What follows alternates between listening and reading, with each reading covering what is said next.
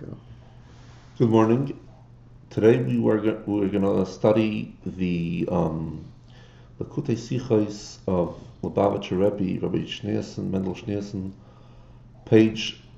volume 17, page 92, concerning the Parsha of Shmini. The Rebbe has spoken already many times about the division of the Sedris, the division of the five Chumashim, 5 books of Moses, into 53 distinct Sedris that are read usually over a course of 50 or 54 weeks. That although in many Sedra there are a few Parshias, Parsha being a portion of discussing a particular subject, yet from the fact that these portions are in the same Sedra, this is a proof that one common point binds them. And since the content of everything is expressed in its name, that they will call it in the holy language of Hebrew, it is understood that this common point, which exists in all concepts of the Sedra, is alluded to in the name of the Sedra, because the names of the Sedra are names according to Torah. Although concerning the individual content of every separate portion within the Sedra, the difference between the first and the last portion of one Sedra is greater than the difference between the first portion of a Sedra and the last portion of the previous Sedra, since the Parshias are close one to another, and being close is according to Torah. So when between the first portion and the last, in the one Sedra, there are a few portions that break between them, yet this common point, which is mentioned above, exists only in these portions, even if they're not close, that are in the same Sedra. From this it is understood also concerning our Sedra, that despite the fact that on one hand the beginning of the Sedra, and it came to pass on the 8th day, Vayhi Bayem Shmini, has a much greater connection to the end of the previous Sedra than to the portion Zoisachaya, etc. This is the animal that can be eaten, which is at the end of the Sedra of Shmini, and is understood also, obviously, that it came to pass on the 8th day comes in continuation to the concept of Shivas Yemei HaMiluim, the 7 days of initiation of Aaron and his sons is Kohanim in the Mishkan, which is in the end of the previous Sedra. However, with Zoisachaya, with the laws of animals and fish and birds that can be eaten or cannot be eaten, at first glance it doesn't have a connection. But since every Sedra has a specific point, that in this it is separated from all other Sedras, it is understood that the portions Vayhi Bayem Shmini and Zoisachaya both have one specific content that doesn't exist in the Parsha of Kachas Aaron, the beginning of the initiation of the first 7 days. And this content is expressed in the name of the Sedra Shmini, 8th. From this, that in the name of the Sedra, it doesn't denote that it's talking about the 8th day of initiation, and not even that it talks about an 8th day in general, because the name of the Sedra is not Yom Shmini, an 8th day, but Shmini plain, 8th. It is understood that over here it's concerned the general concept of Shmini, an 8th, not the specific concept of initiation or days in which it is the 8th. And according to what is explained above, in the difference between the connection to the end of the Sedra, of the previous Sedra, and the connection to a different portion, this Sedra itself, it comes out that the portion Kachas Aaron from the previous Sedra is concerning this common point, merely an introduction to Shmini, to the 8th, but not that it is a part of the 8th. Just like it is in the simple way that the 7 days of initiation are introduction to the 8th day. However, Zeisachaya, the laws of foods, animals that can be eaten or can't be eaten, is a part of the 8th itself. And the Rebbe says we'll understand it by introducing the fact that in the content of the number 8th, we find two extremes. On the one hand, the number 8 shows in something that is separated in value from the 7 that preceded it. As the Kli Yakar explains, that all concepts of creation are in the number 7, and the number 8 is specific to God, blessed be He. And the meaning from this is, as explained in a few places, that the number 7, it is not only does it include the concepts that are in the creation itself, but in this becomes included also the godly light which is embedded in the creation. And 8 denotes the light which is above being embedded in the worlds, which is the level of light which is above Hishtalshalus, it's above the evolutionary chain of creation. However, on the other hand, the meaning and translation of the word Shmini itself, an 8th, shows that it is not a subject in itself, but something that has a connection and comes in continuation to the concept of 7. And this is the accomplishment in the concept of 8th, and this expresses itself the completeness and revelation of godliness. The ultimate purpose is that also the light that's above evolution, above Ishtalshalus, should be drawn in a revealed way in this world. And this is denoted in the word Shmini, 8th, that also this that is separated and higher than the creation from the level of Shiva, as mentioned above. The Kli Yakar should be in a manner of Shmini, which is connected to the level of 7, to the concepts of creation. And this is also the explanation that the kinnor of Yemais Mashiach, the harp of the days of Mashiach, would be out of 8 strings. As the Gemara, as Rabbi Yehuda says in a Braisa in Gemara Erchin, page 13b. The Chiddush that will be accomplished in Yemais Mashiach, that the V'nigla Kveda Vayev Rochol Basar, the glory of God will be revealed and every flesh will be able to see. That despite the fact that the glory of God is much higher than the creation, completely without comparison, yet it will be revealed in a manner that every flesh will be able to see, that in a visual sight of the physical flesh, till that the revelation of the level of glory of God will be not in a manner that it is an extraordinary thing, but in a very visible, a very simple way, in a very self-evident way in the physical world. In other words, this that the physical flesh would see, the glory of God, it will be due to the qualities and nature of His then physical entity, which then it will be the true manner of Bederach Pshitas, of something that is self-evident. In other words, the fact that a person breathes, we don't say, oh, a person applied effort and he managed to breathe. But in most people, the normal way is that automatically you breathe. The same way, the fact that we'll be able to see the glory of God visually will be automatic. When the flesh sees the glory of God only due to the fact that the glory of God is infinite, unlimited, and therefore it can descend even down here, till it can be seen also through the physical flesh. But it's not due to the qualities of the flesh itself. Then the revelation of godliness in the world, even when it comes in a visual sight, it is in a manner of a chidush, of something extraordinary. It is an accomplishment, an addition in the world, since the fact that the flesh sees the glory of God, it is not due to its nature. The true meaning of Bederach Pshitus is that the flesh will see the glory of God,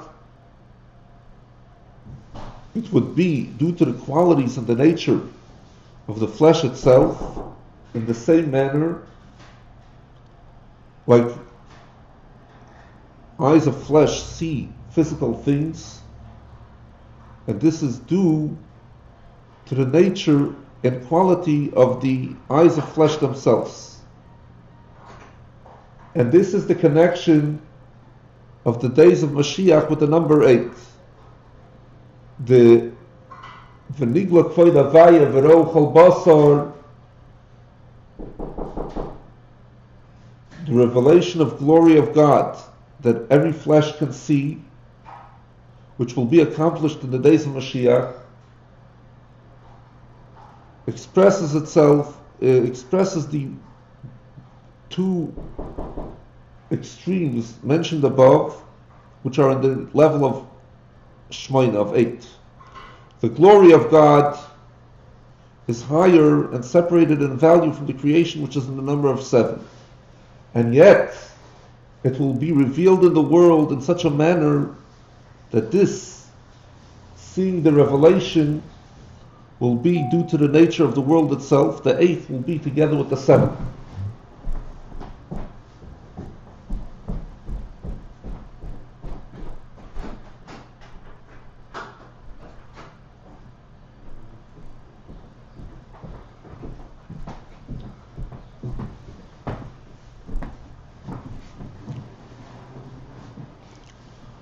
We have to understand, however, this, that the world is now in a manner that in it godliness cannot be seen, not even the level of godliness which is in the value of creation.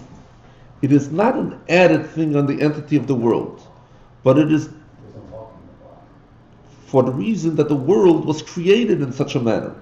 So since the concealment and hiddenness which is in the world is due to her very entity, which is the reason why it's called with the name Olam, that the name from everything brings out its general content, which is from the language of Helim, of concealment.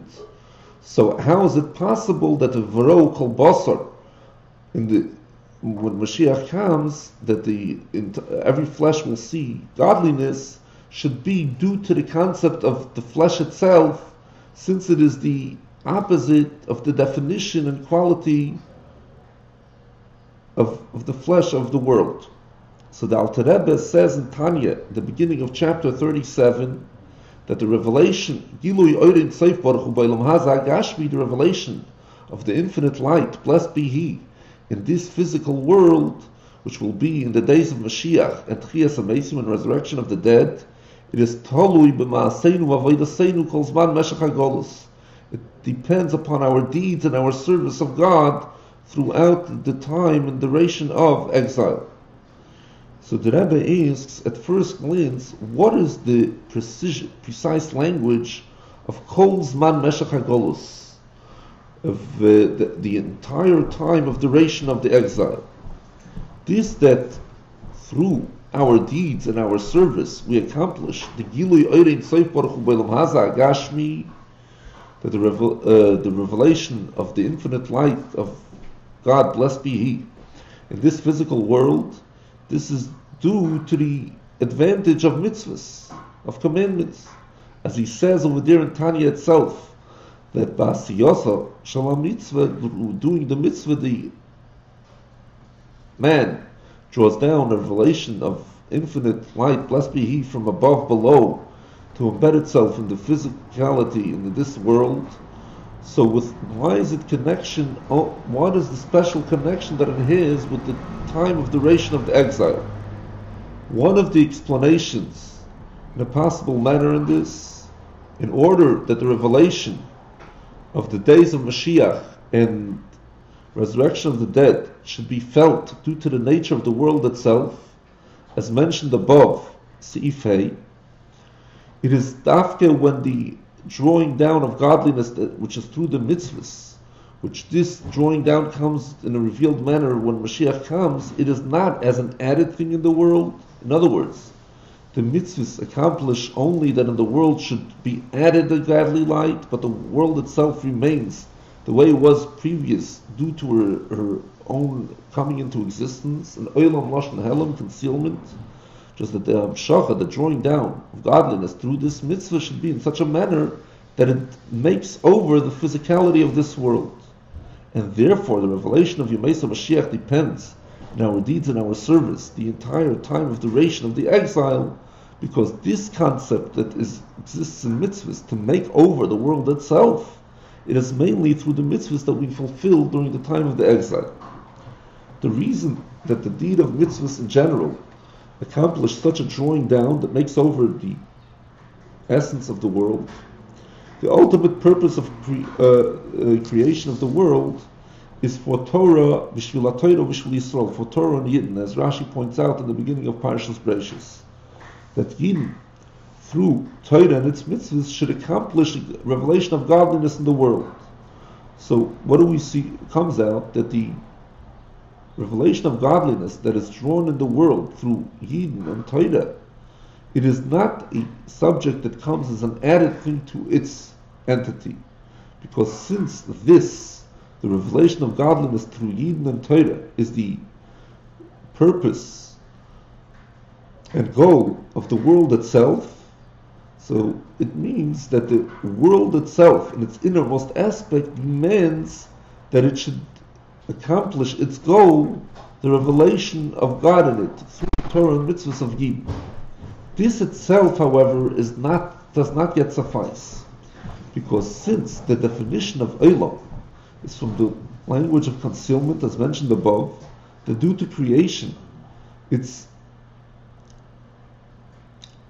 essential entity is such that it is not felt the goal in which has to be accomplished in it.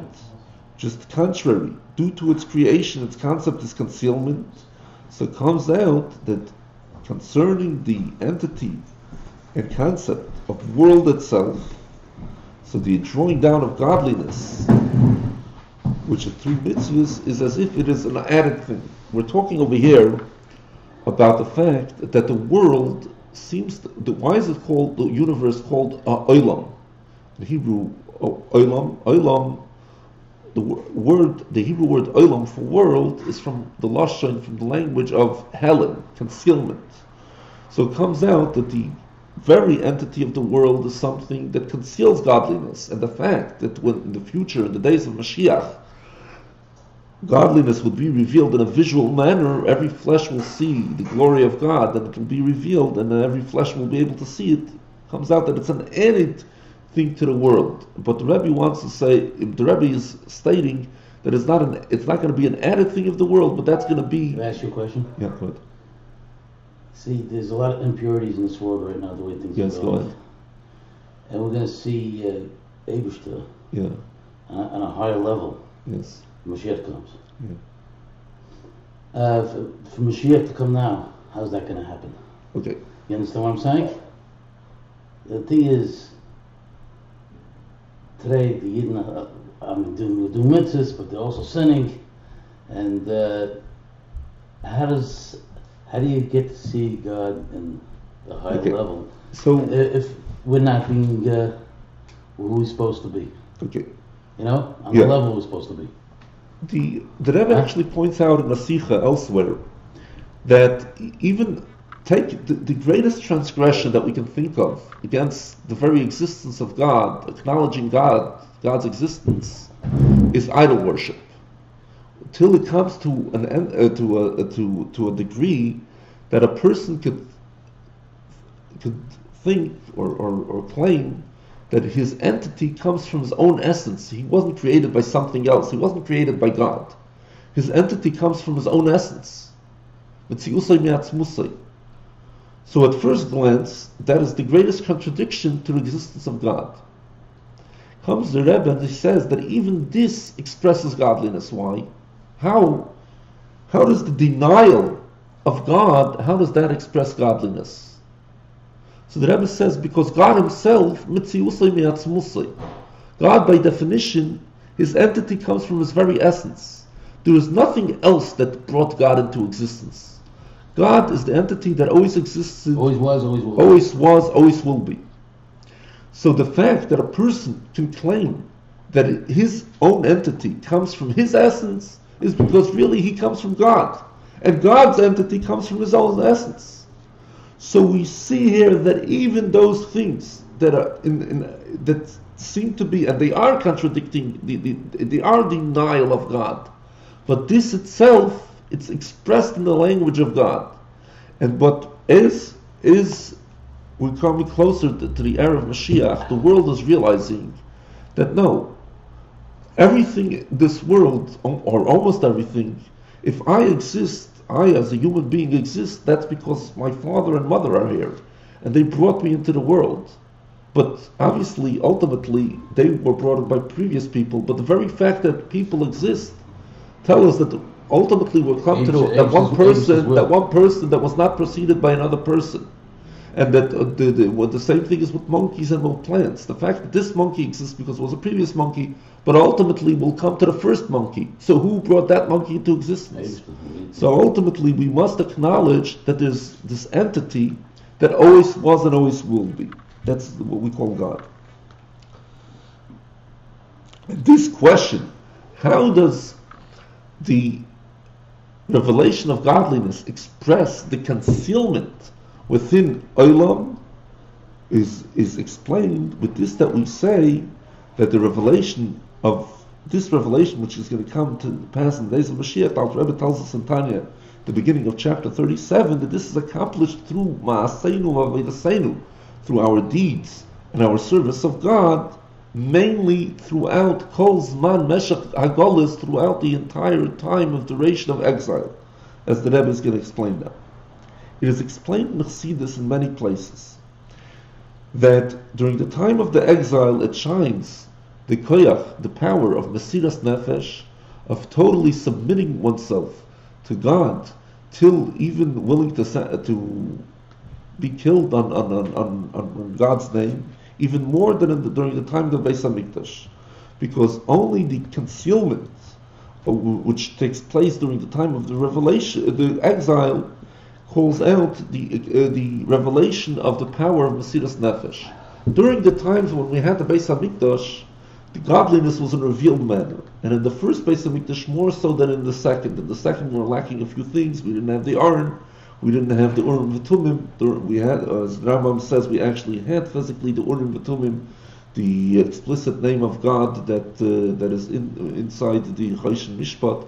However, it didn't shine. It didn't respond during the first Beis HaMikdash. During the first Mikdash, whenever a person had a question, he would turn to the Urim V'Tumim and would give him an answer. But during the second Beis HaMikdash, he wouldn't give an answer. So there was lacking that aspect of revelation of godliness. And yet, to a certain degree, during the revelation, even of the second Beis HaMikdash, godliness was visual, and during the time of exile, it's concealed. How is it possible that Helem, concealment, should bring about the revelation of Mesiras Nefesh? Helem, concealment, and revelation are opposites. And although it is at first glance a natural thing, as the physical parable on this, that the heel within the foot, there is the rule of the willpower of the soul, even more than exists in the head. When a person wants to put his body in the hot, in something very hot, which is contrary to logic, the first aver to do it is going to be the foot. So this itself we have to understand. Why did God created the nature of creation that way, where the head obviously will resist it? The explanation in this is, in order that the ultimate goal of creation, that there should be a dwelling for God down here in this world, in the lower worlds, should be accomplished, that the world itself should become a dwelling for God, also due to its nature. So God created the world in such a manner that in it should be reflected its goal and its intent. And since the intent that the world was created in a manner of concealment is in order that from this should come a higher revelation, It is Yisroin ha'or min ha'choshech, the advantage of light that comes out of darkness. Therefore, the world was instituted in such a manner that only this concealment should express and be a vessel to a higher light. And since also in the world itself, the way it is yet a olam of miloshin helen, it is called olam from the lashon of concealment, before it becomes revealed, the intent which is in it is reflected, that the intent of the concealment of the world itself should be in order that it should be drawn in it a increase, an advantage of light through the fulfillment of mitzvahs. Therefore, the revelation of godliness in the world, which is through the fulfillment of the mitzvahs, of the commandments, is connected with the entity of the world itself. And this is the explanation from this that we say that the revelation of godliness which will come in the future, it depends in our deeds and our service of God throughout the entire time of duration of exile, because due to the Mesiras Nefesh, total dedication of submission of the soul, which is in the time of the exile, so in this concealment of the world itself, it's expressed and revealed that its intent is the revelation of godliness which is drawn through Torah and commandments.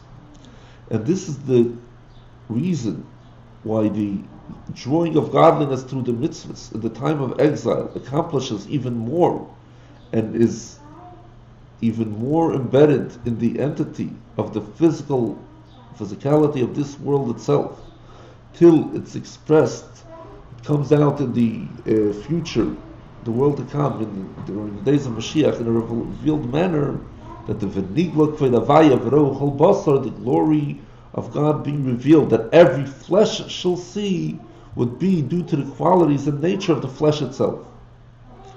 According to what we explained, all this, we will understand what is the connection between our parsha of Shmini. We mentioned in the beginning of the Sicho that the fact that we have different points in the same Sedra of Shmini, even though the beginning talks about the 8th day of initiation of Miluim, and the rest of the parsha talks about the laws of animals, fish, birds that can be eaten, that cannot be eaten. So, yet there's a difference between the connection of parsha Shmini to the previous Sedra of Tzav, the parsha that precedes it within the Sedra of Tzav, the parsha of the 7 days of initiation, which at first glance have a greater connection to the 8th day. And we say that the connection of the 8th day to the laws of an animal that can be eaten or cannot be eaten are greater than the connection between this and the 7 days of initiation. The 7 days of initiation, that's speaking about it, in the end of Parshas Tzav, so Aaron and his sons accomplished all that one can accomplish through the service below here.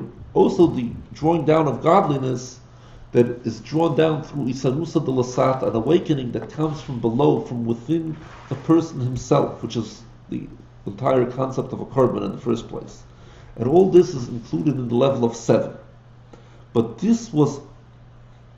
all this was as a preparation and introduction to the glory of God, to the drawing down of the Shekhinah, the dwelling of the Shekhinah in the Mishkan on the 8th day of initiation, that this shall be in a manner of Shmini and 8th. In other words, that the level of godliness, which is separated totally from the creation, should become connected also with the concepts of creation, which is in the number 7.